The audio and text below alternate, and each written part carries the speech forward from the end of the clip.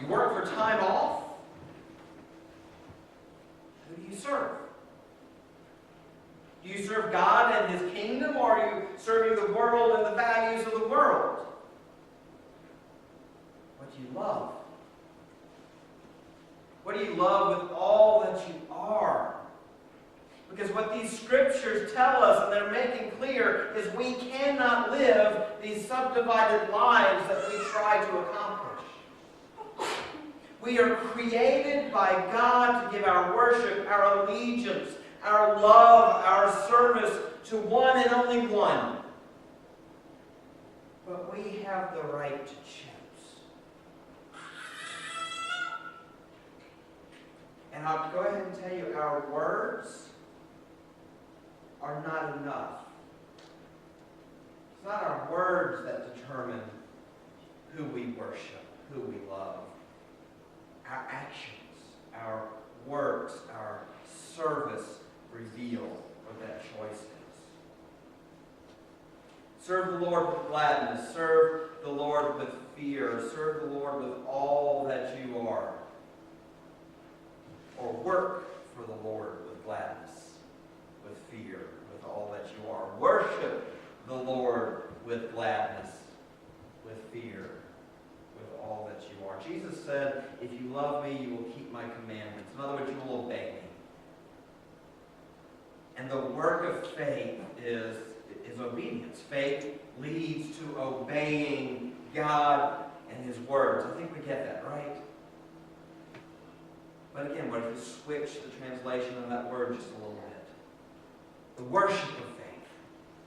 Not worshiping faith, but faith creating worship. That act of worship is obedience.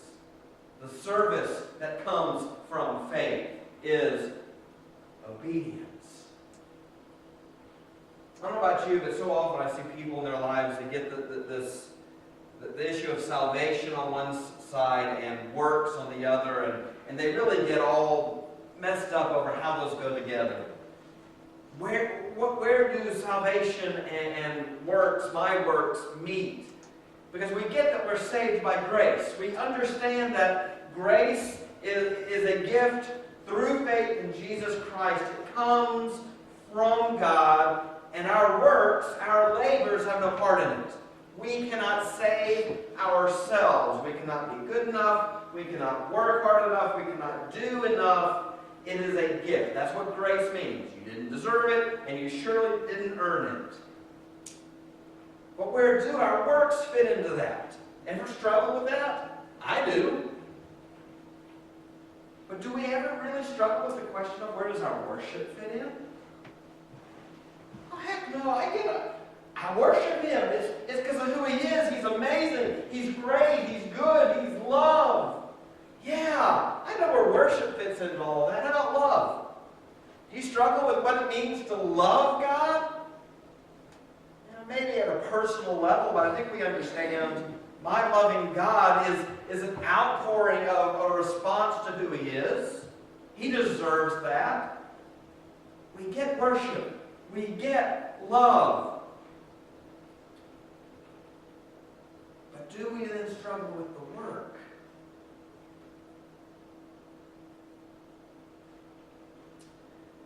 Our worship is a response to the person of God.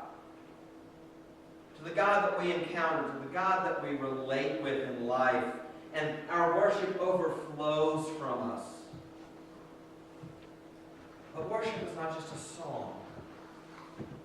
Worship is not just time of prayer. Worship is not just what happens here on Sunday.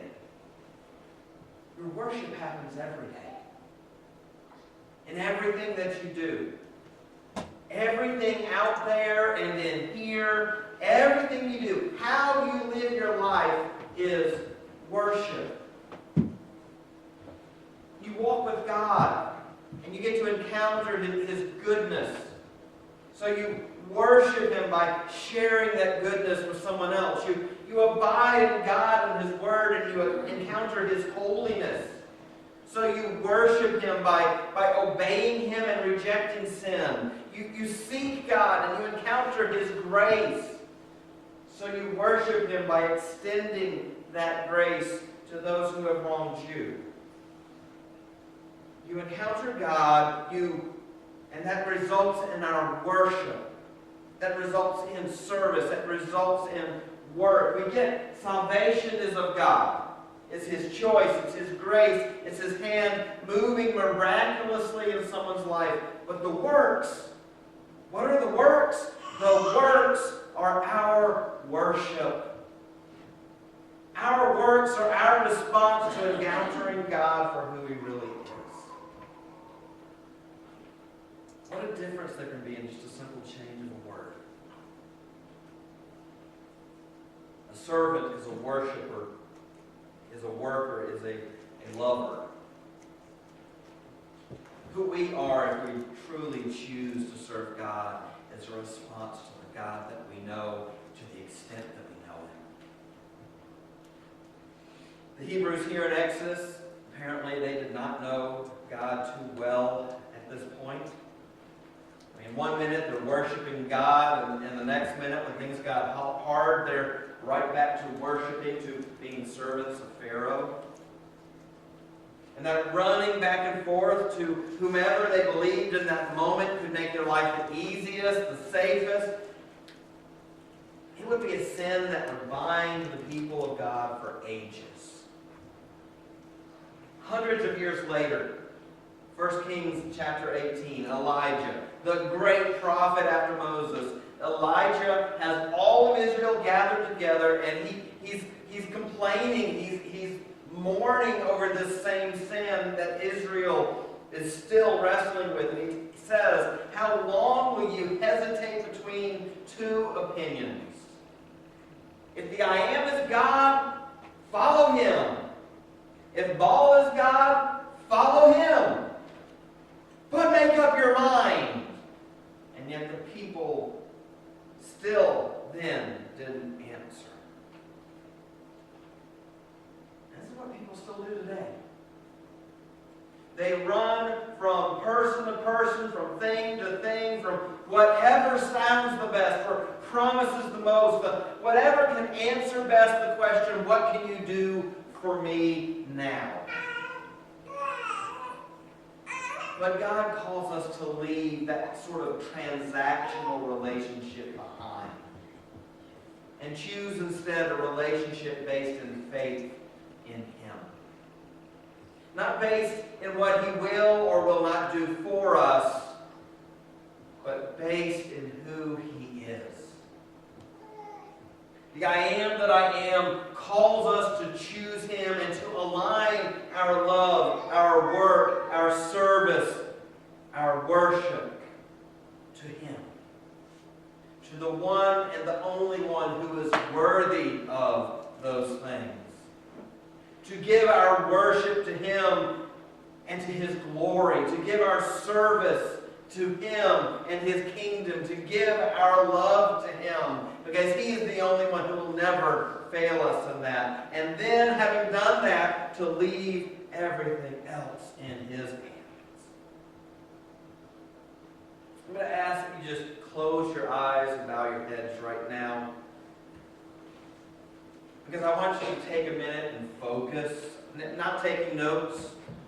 Not being distracted or whatever. I'm not going to ask you to raise hands or anything. I just want everyone to look inside themselves for a minute. How would you describe your life right now? Would you say you're bouncing from thing to thing, anxious, busy, frantic? Are you just reeling from one circumstance in your life to another? Because if you are, then that points to the fact that right now your life is not centered in the worship, service, the work of God. If events or emotions are what are driving you right now, then in the midst of life you've lost sight of the God who is above all of these things. When the worship of God, and I mean worship in the fullest extent of all that it is, when that worship is the focus of your life, then the circumstances, yeah, they probably aren't going to change.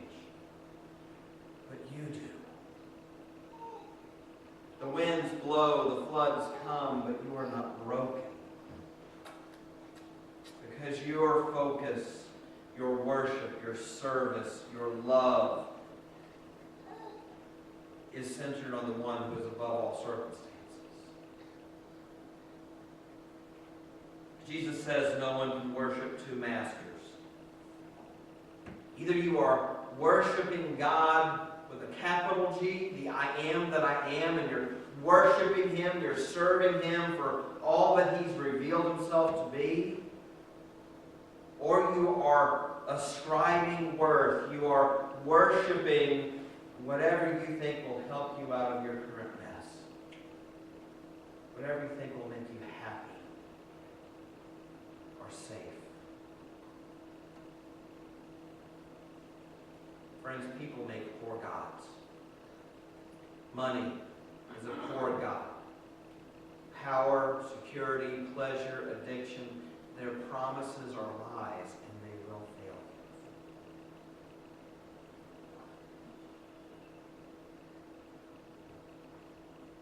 you. Jesus' promises are rooted in the unchanging truth of who He is.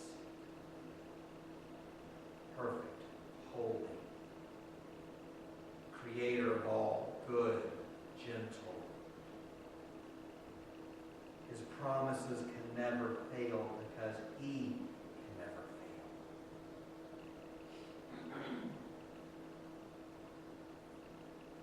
Where are you putting your faith today? What are you truly worshiping? Trusting, giving worship to anyone or anything other than God is trying to grasp the wind. Trusting the I am is shelter from the wind. Shelter in the cleft of the rock that is the unchanging love of God.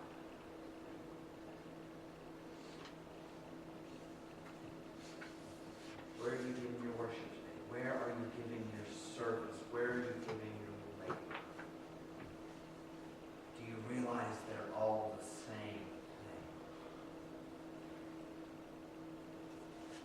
Friends, if you're realizing this morning that your focus has been on the wrong thing, praise God.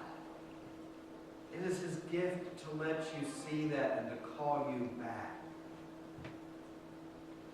Seeing it is the first step. The next step is to take the opportunity He gives you and to choose anew to call the I am your master. To surrender to Him and give to Him not just your worship as we understand it, but your life, your love, your service, your trust. We submit to Him, and the more that we see Him for who He is, the more our worship, our service, our work makes sense in our lives for Him. Where are you? I want to give you just a couple minutes here. And I want you to answer that question. Where are you in your life if your service, your work, and your worship, and your love are all pointing, are all one thing? Are they all pointing to the same thing? And if not, ask the Father to